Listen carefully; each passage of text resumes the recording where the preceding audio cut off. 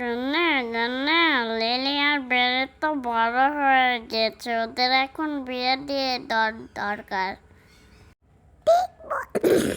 তুমি ঠিক বলেছ, তুমি যা ভালো পারো সেটাই করো।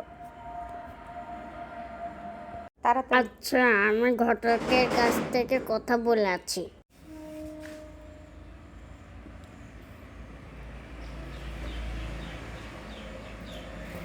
আমি তো যাচ্ছি, ঘটক কি বাড়িতে আছেন কে জানে বাবা।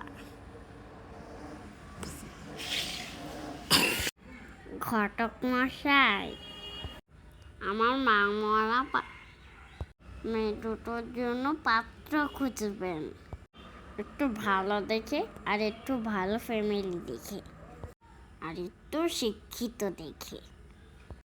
খুঁজ ভালো পাত্র সন্তান পেলে আমাকে